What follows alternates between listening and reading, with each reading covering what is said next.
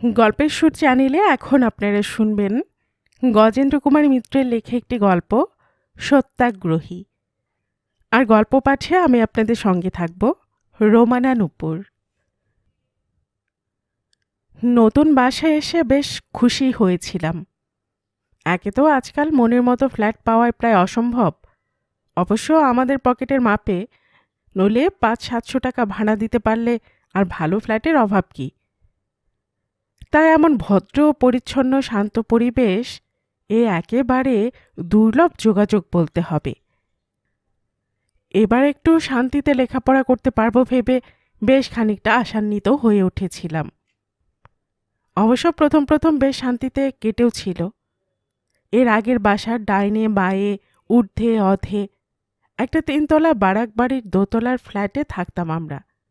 দিন রাত যে ক্যাচাকেচি, ঝগড়া বিবাদ, বিকট হই হল্লা ও বিকটতর হাসি, যখন তখন তারস্বরে গান এবং আর কিছু না হোক অকারণ উল্লাসে মধ্যে মধ্যে অনর্থক পৈশাচিক চিৎকার লেগে থাকত। তার হাত থেকে অব্যাহতি পেয়ে অন্তত বেঁচেছিলাম। এ পাড়ার বাড়িগুলো নিতান্ত গায়ে গায়ে নয়। তাছাড়া বাসিন্দারা অধিকাংশই বড় সরকারি চাকুরে কিংবা অধ্যাপক শ্রেণীর। 2-1জন উকিল ডাক্তারও আছেন অবশ্য, তবে তারা কেউই খুব হই হল্লা করার লোক নন। সুতরাং অতপর একটা গাল ভরা বিষয় ও ততোধিক গাল ভরা নামের একখানা মোটাসোটা বই লিখে ফেলাও অসম্ভব হবে না। মনে মনে এমন একটা আশ্বাসও উকিঝুঁকি মারছিল। অবশ্য খুব যে একটা চেঁচামেচি এক্ষেত্রেও হয়েছিল তা নয়। নিতান্ত খুব শান্ত পরিবেশ বলেই সেটুকু গোলমাল কানে এসেছিল।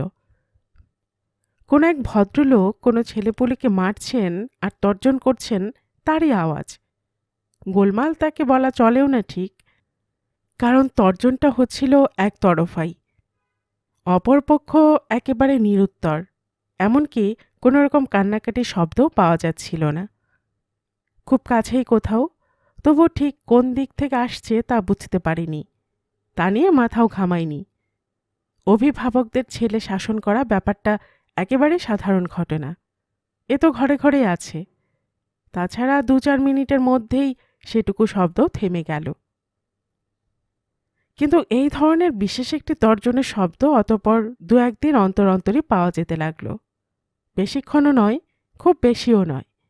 তবে এই পাড়ার একেবারে শান্ত স্তব্ধ আবহাওয়ায় একটু বেমানান, এই যা। কয়েকদিন শোনবার পর একটু কৌতূহল বোধ করলাম। কে এমন অবাধ্য বেয়াড়া ছেলে যাকে প্রায় শাসন করতে হয়, অথচ যে জবাব দেয় না, কাঁদেও না? কোন বাড়ির, কাদের ছেলে? অবশেষে একদিন কৌতূহলটা মেটাবার একটা সুযোগ পাওয়া গেল। সাধারণত আমি বাজারে যেতাম একটু দেরি করেই, কারণ সকালে প্রাতকৃত্য, প্রাত্যহিক বেল এবং তার খানিকটা পরে চা খাওয়া ইত্যাদিতে আমার অনেকটা সময় প্রয়োজন হয়। ঠিকমতো প্রস্তুত হয়ে রাস্তায় বেরোতে বেরোতে 8টা বেজে যায়। গৃহিণীর আগারাগি করেন প্রত্যহই। এখানে সব সুবিধা, কেবল বাজার কিছু দূরে। অতএব ফিরে আসতে আসতে 9টা বেজে যায়। তারপর চা করে 9:30টায় ভাত দেয় কি করে? আবার ভাত খেয়ে বিশ্রাম না করলে চলে না। গৃহিণীর বক্তব্য যে এতগুলি বদঅভ্যেসের অন্তত একটা বাদ না দিলে বা না বদলালে চাকর থাকবে না। শুনতে শুনতে দুত্তর বলে একটা অ্যালার্ম দেওয়া ঘড়ি কিনে এনে 6টার জায়গায় 5:30টায় ঘুম থেকে উঠে প্রায় 7:15টাতেই সেদিন বাজারে বেরিয়ে পড়েছিলাম। আর বাড়ি থেকে বেরোতেই দৃশ্যটা চোখে পড়েছিল। আমাদের পাশের বাড়ির ভদ্রলোক দোতলা ছোট গোছের বাড়ি নিয়ে থাকেন। নিজের কিনা তা জানি না, তবে মনে হয় নিজেরই। সামনে একটু বাগান মতোও আছে। ভদ্রলোক উকিল, নাম বঙ্কিমবাবু। প্রায়ই আমার সঙ্গে বেরোন। কালীঘাট ডিপো পর্যন্ত এক বাসেই যান। বাজারেও দেখা হয় মধ্যে মধ্যে। সেই সূত্রে সামান্য একটু আলাপও হয়েছে।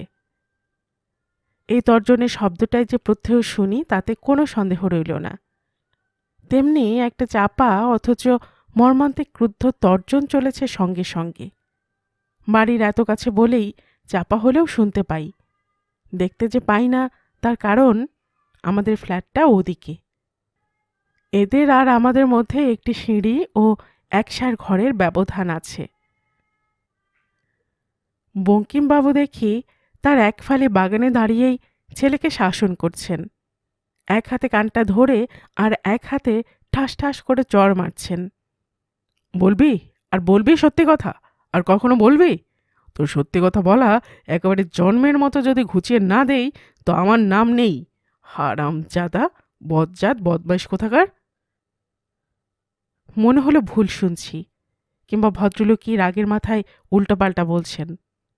সত্যি কথা বলার জন্য কেউ কখনো ছেলেকে শাসন করে? কিন্তু ছেলেটিকেও তো আমি জানি। বলাই নাম ওর, অন্তত সেই নামে ওর বাবা ডাকেন। 15-16 বছরের ছেলে, বেশ শান্তশিষ্ট ধরনের। প্রায় দেখি বাগানের গেটের কাছে চুপ করে দাঁড়িয়ে থাকে। কোনো দিন কোনো অসভ্যতা বা বাচালতা লক্ষ্য করিনি। হইহল্লা তো নয়ই। তবে রহস্য আরও ঘনীভূত হল যখন উপরের বারান্দা থেকে বলাইয়ের মার গলা পাওয়া গেল। ভদ্রমহিলা যে বারান্দায় দাঁড়িয়েছিলেন অথবা এখনই এসে দাঁড়ালেন তা লক্ষ্য করিনি। তিনিও চাপা অনুনয়ের সুরে বললেন, না গো না, কাল 3 বার মিথ্যে বলেছে, আমি নিজে সকর্ণে শুনেছি।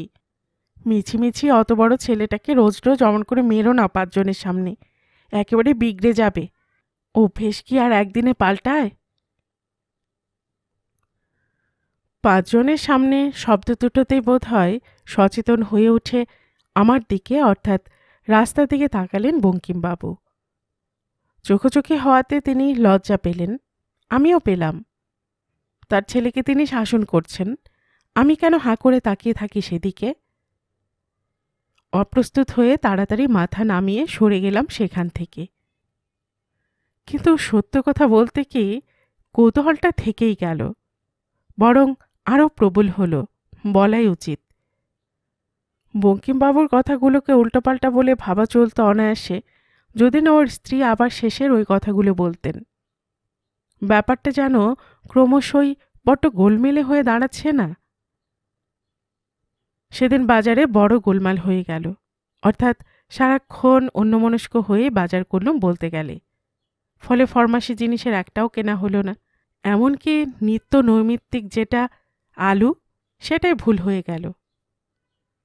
আমার গৃহিণী কপালে চাপড় মেরে আত্মধিক্কার দিলেন। এই লোককে নিয়ে আমার সংসার করার সাহায্যে কেন তাও জানি না, আবার চাকরকে এই এত পথ পাঠাবো তবে রান্না হবে। ধন্যি ধন্যি, মাথা থেকে কিছু থাকতে নেই ওই ছাইভস্য বই খাতার ছাত্তর ছাড়া। তাও যদি আমার নদীর ভাসুরের মতো 2 পয়সা রোজগার করতে পারতে তো বুঝতুম। বলে সেও তো একটা নাম করা প্রফেসর গো, কিন্তু সে টিউশনি করে বই লিখে, মানের বই লিখে তোমার 3 গুণ রোজগার করছে, দেখো গে যাও। তার উপর সে সংসারও করছে। তোমার মতো শুধু কেলাস আর ছাত্তর পড়ানো নিয়ে এমন উন্মত্ত হয়ে নেই। এরপর আর কিছু বলা উচিত নয়, তবু খাওয়ার সময় লাজ লজ্জার মাথা খেয়ে বলেই ফেলি কথাটা। ও হরি, অবাক করেছে। তুমি সেই কথা ভেবে মাথা খারাপ করছো সেই থেকে? না, মাথাটা তোমার সত্যিই খারাপ হয়ে গেছে, চিকিৎসা করাও। তার মানে? অবাক হয়ে প্রশ্ন করি।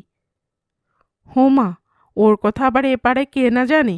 কম বদমাস ছেলেটা, বাপ্পার হাড় ভাজা ভাজা করে খাচ্ছে একেবারে। তবু বিস্ময়ের অবসান হয় না। বিহবল হয়ে বলি, কিন্তু ছেলেটাকে তো তেমন। হ্যাঁ, মিচকে পড়া শয়তান, হাড়ে হাড়ে বজ্জাতি ওর। এবার আসল কথাটা মনে পড়ে যায়। বলি, কিন্তু মিথ্যে কথা বলে না সত্যি কথা বলে? সত্যি কথা বলার জন্য বাপ মারবে কেন? আমরা তো জানি ছোটবেলা থেকে এটাই শেখানো হয়, সদা সত্য বলিবে। তাহলে ব্যাপার যে কি সেটাই তো বুঝতে পারছি না। ওগো মশাই, সদা সত্য বলিবে এ কথাটা পুঁথিপত্তরেই ভালো। ঘর সংসার করতে গেলে কি অত যুধিষ্ঠির হওয়া চলে? তাও তো যুধিষ্ঠিরকেও মিথ্যে বলতে হয়েছিল। তার উপর বঙ্কিমবাবু হলেন কে উকিল, মিথ্যে কথা বলাই ওদের ব্যবসা। ওর বাড়িতে যদি এমন সত্যবাদী গজে ওঠে তো কি বিপদ বাধে বলো দেখি। তবু কথাটা যে ঠিক মাথায় ঢুকছিল না সেটা বোধ করে আমার চোখের চাউনি দেখেই বুঝতে পারলেন আমার গৃহিণী। তার মুখে একটা অসীম অনুকম্পা ফুটে উঠল। বুঝতে পারলে না? ছেলেটা যদি বাড়ির মধ্যে বসে সত্যি কথা বলে তাহলে তো কোনো অসুবিধা হয় না। ছোড়া যত ঝোঁক ওই বাড়ির ঘরে। ধরো বঙ্কিমবাবু হয়তো কোনো মক্কেলকে বোঝাচ্ছেন যে পরের দিন তার অনেকগুলো কেস আছে, নিঃশ্বাস ফেলার অবকাশ পাবেন না। ছেলেটা দুম করে বলে বসল, তবে যে বাবা তুমি বলছিলে কাল দিদির জন্য পাত্র খুঁজতে যাবে চুচোড়ায়। কি অপ্রস্তুত হতে হয় বলো তো। একেবারেই যেদিন কাজকর্ম থাকে না সেদিন হয়তো সকাল করে আদালত থেকে এসে ঘুমন ভদ্রলোক, কিন্তু সে কথা কি মক্কেলকে বললে চলে? সেদিন অমনি চলে এসেছিলেন। কি এক মক্কেল গিয়ে খুঁজে পাননি। সন্ধেবেলা এসে সে কথা বলাতে বঙ্কিমবাবু সবে শুরু করেছেন। হ্যাঁ, আজ একটা কমিশন ছিল কি না, মোটা টাকার ব্যাপার, তাই বেরিয়ে গিয়েছিলুম। অমনি কুটুস করে ছেলেটা বলে উঠল, কমিশন বুঝি তাহলে খুব তাড়াতাড়ি চুকে গেছে বাবা? তুমি তো সেই বেলা 1:30টায় বাড়ি চলে এসে ঘুমোচ্ছিলে। আচ্ছা, এরপর কোন ভদ্রলোকের মাথা ঠিক থাকে বলো দেখি? এতক্ষণে ব্যাপারটা বুঝলুম। সত্য এক্ষেত্রে শুধু সত্য নয়, ইংরেজিতে যাকে বলে অ্যাগ্রেসিভ অর্থাৎ গায়ে পড়া সত্য, তাই। তখন আর কথা বাড়াবার অবকাশ ছিল না। 10টা বেজে গেছে। সেদিন আবার সকাল সকাল ক্লাস, সুতরাং ও প্রসঙ্গে ওইখানে ইতি টানতে হলো তখনকার মতো। তারপর সারাদিন অবসর কথাটা মনে ছিল না, সহস্র কাজের মধ্যে ভুলে গিয়েছিলাম। কৌতূহল মোটামুটি নিবৃত্ত হয়েছে। অহরহ মনে খোঁচা দেবার আর কারণ নেই, কাজে মনে থাকার কথাও নয়। কিন্তু বাড়ি ফেরার পথে বাস থেকে নেমে আমাদের অপেক্ষাকৃত সরু রাস্তাটায় পড়তেই প্রথম যাকে দেখতে পেলাম সে হলো শ্রীমান বলাই। ওদের গেটটা ধরে বড় রাস্তার দিকেই চেয়ে চুপ করে দাঁড়িয়ে আছে। এমনি দাঁড়িয়ে থাকে সে বেশিরভাগ। ভিড়ে মেশার চেয়ে দূর থেকে ভিড় দেখতেই তার ভালো লাগে বোধ হয়। ওকে দেখেই সব কথাগুলো মনে পড়ে গেল। কেমন একটা কৌতূহল বোধ করলাম, সঙ্গে সঙ্গে একটু কৌতুকও। গতিটা ঈষৎ একটু বাকিয়ে ওর কাছাকাছি এসে পড়লাম। এর আগে কোনো দিন ওর সঙ্গে কথা বলিনি, কিন্তু আজ একটু থেমে দাঁড়িয়ে প্রশ্ন করলাম, কি বাবা কি করছেন? ফিরেছেন কাছারি থেকে? ছেলেটা একবার যেন ভয়ে ভয়ে ওদের বাড়ির দিকে তাকিয়ে নিল, তারপর গলাটা নামিয়ে প্রায় ষড়যন্ত্রকারীর মতো ফিসফিস করে বলল, বাবা তো আজও সেই 2টোর সময় ফিরে এসেছেন। ঘুমোচ্ছে সেই থেকে পড়ে পড়ে। মক্কেলদের অবশ্য তা বলা চলবে না, তারা কেউ এলে বলতে হবে যে বাবাই এই বাড়ি ফিরলেন। একটা জরুরি কনসালটেশন ছিল, হাইকোর্ট গেছিলেন। তা আপনি তো আর মক্কেল নন, তাই আপনাকে বললাম। সত্য কথাটা বলতে পেয়ে ছেলেটা যেন একটা তৃপ্তির নিঃশ্বাস ফেলে বাঁচল। বেশ একটা মধুর হাসিতে ভরে গেল ওর মুখখানা। কিন্তু প্রায় সঙ্গে সঙ্গে সশব্দে দৌড় খুলে বেরিয়ে এলেন বঙ্কিমবাবু। কি বলছিল? কি বলছিল হতভাগা বাদরটা, বলুন তো, আপনাকে কি বলল?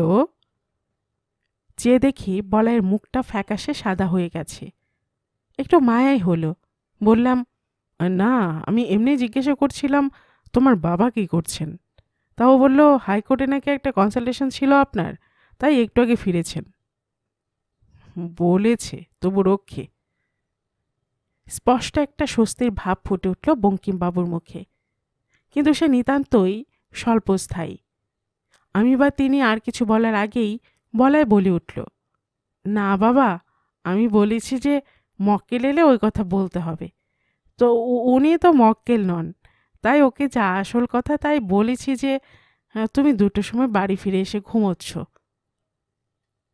অন্ধকার হয়ে উঠল বঙ্কিমবাবুর মুখ। রাগে দাঁত কিড়মিড় করে উঠলেন তিনি। নিতান্ত আমি আছি বলেই বোধহয় হাতটা বাড়াতে গিয়েও বাড়াতে পারলেন না। দেখলেন দেখলেন হারামজাদার কাণ্ডটা। আপনি ওকে বাঁচাবার জন্য একটু রেখে ঢেকে বলতে গেলেন, কীরকম অপ্রস্তুতটা আপনাকে করে দিলে। না না, হাসবেন না সূর্যবাবু, এ হাসবার কথা নয়। আমার পক্ষে মারাত্মক প্রশ্ন হয়ে উঠেছে। আসুন আসুন, একটু দয়া করে অফিস ঘরে বসবেন, চলুন। রাস্তায় দাঁড়িয়ে এসব কথা বলা যায় না। আমি তাড়াতাড়ি বলতে গেলাম, আমি বরং খানিক পরে আসবক্ষণ, মুখ হাত ধুয়ে চা খেয়ে। না না, দয়া করে এখনই একটু বসে যান, চা এক কাপ না হয় গরিবের ঘরেই খাবেন, বেশিক্ষণ আটকাবো না আপনাকে। কিন্তু এমন হয়েছে, কথাটা কারোর সঙ্গে আলোচনা করতে না পারলেও আর চলছে না। ছেলে তো নয়, গলার কাটা হয়ে উঠেছে। অগত্যা ওর পিছু পিছু যেতে হলো ভেতরে। আমাকে তার অফিস ঘরে বসিয়ে এক দৌড়ে একবার ভেতরটা ঘুরিয়ে এলেন ভদ্রলোক। বোধ করে চায়েরই ফরমাশ করে এলেন। তারপর ওধার থেকে তার চেয়ারটা টেনে এনে একেবারে সামনাসামনি বসলেন আমার। আপনি তো মশাই নাম করা প্রফেসর একজন। না না, আপনি ঘাড় কি হবে? আপনার নাম আমি অনেকের মুখে শুনেছি। ছেলেরা নাকি আপনার ইশারায় উঠে বসে, সব আপনার হাত ধরা। আপনি দয়া করে একটা উপায় বাতলান দেখি। অনেকদিন ধরে ভাবছি আপনার কাছে যাব পরামর্শের জন্য, কিন্তু লজ্জাও তো করে, বুঝলেন না? এ কি আর পরের কাছে বলবার মতো কথা? ক্ষোভে উত্তেজনায় সংকোচে ভদ্রলোকের গলা যেন বুঝে এলো। কিছুক্ষণের মতো থামলেন তিনি, একটু উৎসুকভাবে তাকালেন আমার মুখের দিকে। কিন্তু আমি বা কি বলবো? মুখে যথাসম্ভব সহানুভূতির ভাব আনবার চেষ্টা করলাম শুধু। একটু পরে তিনি যেন একটু কুণ্ঠিতভাবে আবার বললেন, শুনেছেন সব নিশ্চয়ই। এই কেলেঙ্কারি আর এ পাড়ায় কারই বা জানতে বাকি আছে বলুন? পাশাপাশি বাড়ি সব। ওর মা বলেন, যা করবে বাড়ির মধ্যেই করো, পাড়ায় ঢিঢিক্কার না হয়। কিন্তু সবসময় কি আর অত হিসেব করে চলা যায়? আপনিই বলুন, মানুষের শরীর তো, কিরকম অসহ্য রাগ হয় বলুন দেখি। আমি বললাম, আমি কিন্তু এতকাল শুনিনি, আজ সকালের এই ব্যাপারটা দেখে বাড়িতে গিয়ে বলতে কিছু কিছু জানতে পারলুম। যাই হোক, জেনেছেন তো, এখন কি করি তাই বলুন তো? আপনি তো অনেক সাইকোলজি টজি পড়েছেন, এর কোনো উপায় হয় না? অথচ দেখুন, ছেলেটার এদিকে সব ভালো, যাকে বকাটে বলে তা আদৌ নয়, পড়াশোনাতেও বেশ মাথা, ফার্স্ট সেকেন্ড হয় ক্লাসে। এই এক রোগেই সব নষ্ট হয়ে গেল। দেখুন, এ হচ্ছে এক ধরনের মানসিক ব্যাধি, সবই নয় স্বীকার করি। এর প্রতিকার বাতলানো আমার কর্ম নয়। এরকমের কেসের কথা দু একটা পড়েছি বটে, তবে ঠিক সেভাবে তো পড়াশোনা করিনি কোনো দিন। তারপরই প্রসঙ্গটা তখনকার মতো ছেদ টেনে সরে পড়বার গরজে তাড়াতাড়ি বলি, আমি বরং আমার দু একজন বন্ধুকে, যারা এই সাবজেক্ট নিয়ে নাড়াচাড়া করেন, জিজ্ঞাসা করে দেখব। যদি কোনো রকমের চিকিৎসার কথা বলেন, তাও আপনাকে জানিয়ে দেব। খুব ভালো হয়, খুব ভালো হয় তাহলে। কৃতজ্ঞ গদগদ কণ্ঠে বলে ওঠেন ভদ্রলোক। যা বলবেন তাই করব। এসব চিকিৎসা কোথায় হয় তা তো জানি না, তাহলে সেখানেই নিয়ে যেতাম এতদিন। দেখি, আমি খোঁজ নিয়ে সব জানিয়ে দেব আপনাকে, আশ্বাস দিয়ে বলি। ততক্ষণে চাও এসে পৌঁছেছে, কানা ভাঙা কাপে অপেয় এক প্রকার গরম পানীয়। একেই বোধহয় মক্কেলের চা বলা হয়। কোনো মতে চোখ কান বুজে তার খানিকটা গলাধকরণ করে তাড়াতাড়ি বেরিয়ে এলাম। বঙ্কিমবাবু আমার সঙ্গে সঙ্গেই বাইরে এলেন। হাত কচলাতে কচলাতে বললেন, সত্যি, তবুও অনেকটা ভরসা পেলাম আপনার কথাতে। আমি তো তাই বলি বাড়িতে, অত বড় একটা পণ্ডিত লোক এসেছেন পাড়ায়, এ আমাদের কতটা জোর, কতখানি ভরসার কথা। বলায় তখনও তেমনি গেট ধরে দাঁড়িয়েছিল। সে টুক করে বলে উঠল, তুমি কোথায় তা বললে বাবা? মাই তো বলছিল যে পাড়ার লোক বলাবলি করছে লোকটা নাকি খুব পণ্ডিত, বিলিতি ডিগ্রি আছে। তুমি তো বরং বললে লোকটা বড্ড দেমাকে চালবাজ, পাড়ার কারোর সঙ্গে মেশে না, অহংকারে মাটিতে পা পড়ে না, আরও কত কি। এখন দেখছো তো কেমন ভালো লোক। আমার এক মাস্টার মশাই তাই বলছিলেন, অত বড় পণ্ডিত তবু কেমন ভদ্র, মাটির মানুষ একেবারে। আরও কত কি বকে গেল সে, কিন্তু সেটা দাঁড়িয়ে শোনার মতো মানসিক অবস্থা নয় আমার। কোনো মতে শ্রুতিসীমার বাইরে যেতে পারলে বাঁচি তখন। বঙ্কিমবাবুর মুখের ভাবটাও অনুমান মাত্র করতে পারলাম।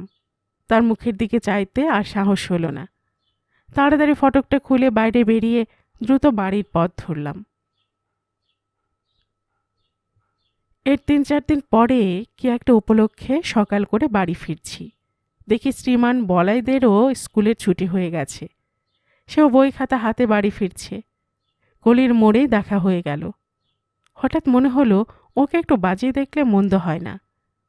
নিজে থেকে ডেকে বললাম, কি বলাই, ছুটি হয়ে গেল? হ্যাঁ স্যার। সপ্রতিভভাবে কাছে এগিয়ে এলো। কি করবে এখন, ঘুমোবে? না স্যার, এমনি গল্পের বইটি পড়ব, ঘুমোতে আমার ইচ্ছে করে না। তাহলে চলো না আমাদের বাড়ি, একটু গল্প করা যাক। এক্ষুনি আসছি স্যার, 1 মিনিট। সে যেন লাফিয়ে উঠল একেবারে। আমাকে আর কিচ্ছু বলবার অবকাশ না দিয়ে এক ছুটে নিজেদের বাড়িতে ঢুকে জালনা গলিয়ে বই খাতাগুলো বাইরের ঘরের মধ্যে ফেলে দিয়েই আবার এক ছুটে বেরিয়ে এলো। চলুন স্যার, ও আমার কতদিনের শখ, আপনার লাইব্রেরি দেখব। আমাদের হিস্ট্রির স্যার বলেন আপনার নাকি অনেক ভালো ভালো বই আছে। কিন্তু সে তো তোমার ভালো লাগবে না বাবা, সে ছবির কি গল্পের বই নয়, মোটা মোটা ভারী বই সব, ইংরেজি ফরাসি ভাষায় লেখা। একটু ম্লান হয়ে গেল মুহূর্তের জন্য। তারপরে আবার উজ্জ্বল মুখে বলল, তা হোক, তবু চেহারাটা তো দেখতে পাবো। আর কাল স্কুলে গিয়ে গল্প করলে স্যারদের যা হিংসে হবে। আপন মনে এসে হেসে নিল খানিকটা, প্রসন্ন সকৌতুক হাসি। ওকে নিয়ে গিয়ে লাইব্রেরি ঘরে বসালাম। বাড়িতে বলে দিলাম ওকে কিছু জলখাবার দিতে। দেখলাম বুঝুক না বুঝুক বইয়ের দিকে ঝোঁক খুব, যেন ভালো ভালো বইতে হাত বুলিয়েই আনন্দ ওর। গল্প করে বুঝলাম ছেলেটা সত্যিই ভালো, খাঁটি ইস্পাত, ঠিকমতো গড়ে নিতে পারলে ধারালো তলোয়ার হয়ে উঠবে একদিন। এ কথা সে কথার পর আসল কথাটা তুললাম। বললাম, আচ্ছা বলাই, তোমার ব্যাপারটা কি বলো দেখি? এত মার খাও, বকুনি খাও, তবে এমন গায়ে পড়ে সত্যি কথা বলতে যাও কেন? যেখানে শুধু চুপ করে থাকলেই চলে, মিথ্যে কথাও বলতে হয় না, সেখানেও নিজে এগিয়ে গিয়ে এমন বিভ্রাট বাঁধাও কেন? ঘাড় হেট করে রইল বলাই। অনেকক্ষণ কোনো কথা বলতে পারল না। লক্ষ্য করে দেখলাম পাখার নিচে বসে থাকা সত্ত্বেও তার কপালে চুলের কোণে কোণে ঘাম দেখা দিয়েছে। গলার খাঁজটাও যেন চিকচিক করছে। একটু অপেক্ষা করে থেকে আবারও বললাম, এইটাই যদি খুলে বলতে পারো তাহলে বুঝবো তুমি সত্যি সত্যিই সত্যিবাদী। এবার মুখ তুলে তাকালো।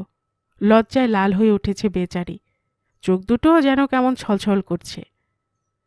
একবার মাত্র আমার চোখের দিকে তাকিয়েই আবার মুখ নামিয়ে নিয়ে বলল, একদিন জেদ করে বদমাইশি করবার জন্য ওটা অভ্যেস করেছিলাম, এখন আর ছাড়তে পারছি না। এখন কত চেষ্টা করি চুপ করে থাকার, কিন্তু কি যে হয়, কথাটা যেন কে জোর করে বলিয়ে দেয়। বিস্মিত হয়ে বলি, কিন্তু জেদ করে তখন অভ্যেস করেছিলে কেন? আরও হেট হয় ওর মাথাটা। প্রায় চুপি চুপি বলে, সে 3-4 বছর আগের কথা। বাড়ির স্যার একটা টাস্ক দিয়ে গিয়েছিলেন, মনে ছিল না।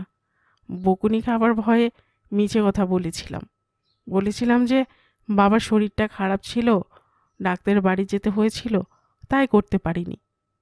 সে স্যার বড্ড কথায় কথায় মারতেন, সেই জন্যে যা মুখে এসেছিল বলে ফেলেছিলাম।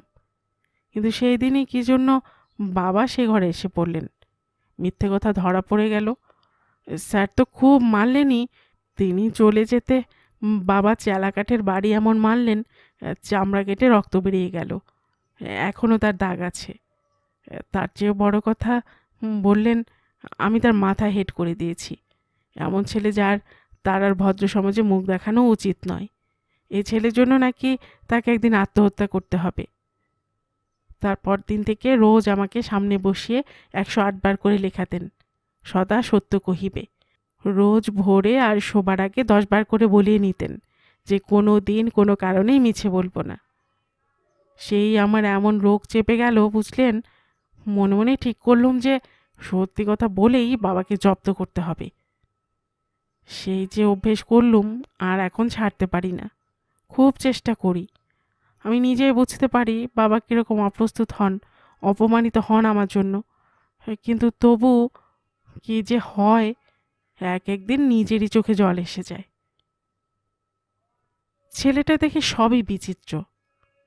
যাই হোক, তবু কাছে টেনে এনে মাথায় পিঠে হাত বুলিয়ে বলি, মিছে কথা কোনো অবস্থাতেই বলা ঠিক নয় অবশ্য, কিন্তু শাস্ত্রে আছে প্রাণ রক্ষার্থে, মান রক্ষার্থে খেলার সময় ইয়ার্কি করে আর স্ত্রীর কাছে মিছে বলাটা তেমন দোষের নয়। এটা তো মান রক্ষারই ব্যাপার, আর বাবার মান সকলের চেয়ে বড়। তা তুমি শুধু চুপ করে থাকার অভ্যেসটাই করো না বাপু।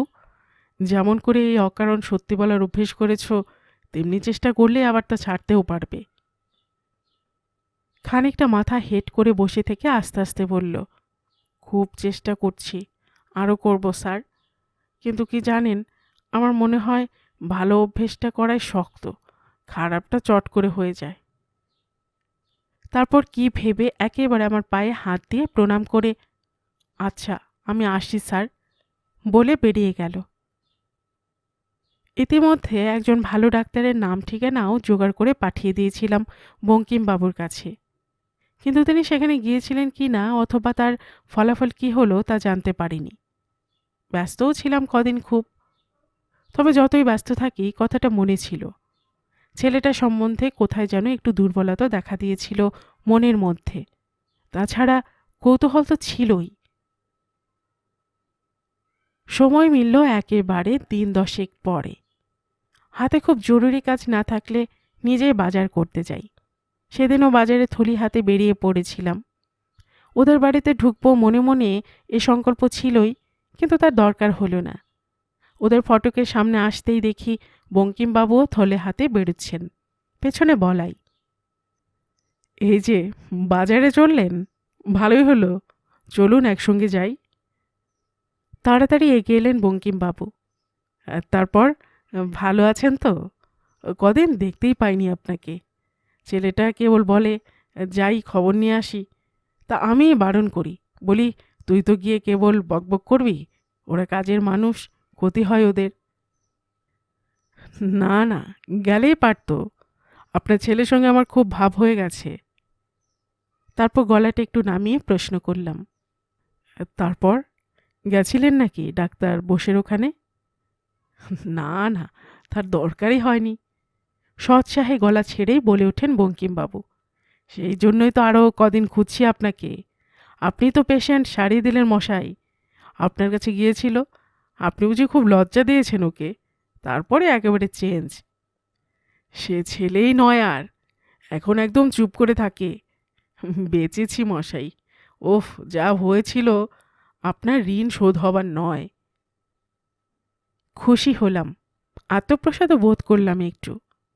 দুপা পিছিয়ে সস্নেহে বলাইয়ের কাঁধে হাত রাখলাম, অর্থাৎ আমার তরফ থেকেও কৃতজ্ঞতার একটা নীরব স্বীকৃতি জানাতে চাইলাম।